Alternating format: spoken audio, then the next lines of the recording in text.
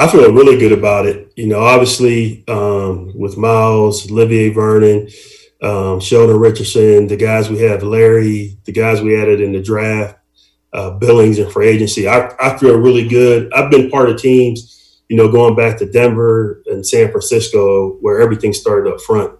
And I feel like with the guys that we have in our defense right now, I feel like we can really do some things in the run game and the pass game with the guys that we currently have. Thanks. Thank you, Scott. Tony Grossi, coming to you. We need you to unmute on your line, please. Okay, good. Yes, go ahead.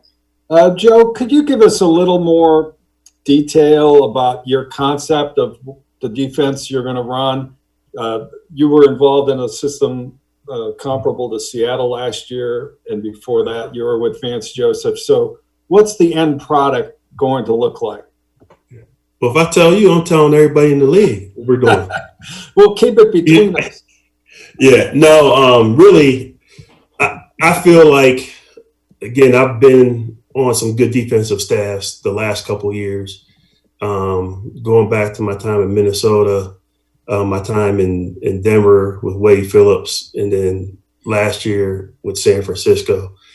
What I'm really putting together is a combination of what I feel like has been the top defenses the last basically 10 years.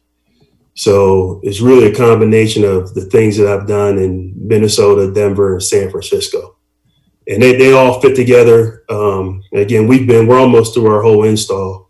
So I feel like it's going to be a really good defensive package that's simple, where the guys can play fast, but I think it'll cause some problems for the offenses.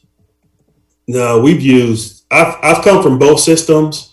I would like to transition into a dime system, but it's going to be something that's going to take time to get into just because of getting the reps. But eventually I would like to have a nickel package where we have two linebackers on the field, but also just to create better matchups and be a little bit more diverse in our scheme. I would like to get to a dime package where we're putting extra safety on the field. Mary-Kay, when the Browns put their staff together, and because so many of them were with Minnesota, they didn't play the Browns very often. Do you think some of these coaches were surprised at how much talent was here, or did they expect it when they got here? Oh, I think most of them probably expected it when they got here. I mean, Joe Woods played against the Cleveland Browns last year, so he was part of preparing for all of that, and he was very, very familiar with the Browns. He has also coached at Kent State. He's got a lot of family here in Cleveland. I think he grew up in Pittsburgh, but he's got a lot of Cleveland roots. So he, for one, is somebody that really understood everything about this roster and what it was all about. And I think there are plenty of others like that too. I mean, Alex Van Pelt came from Cincinnati.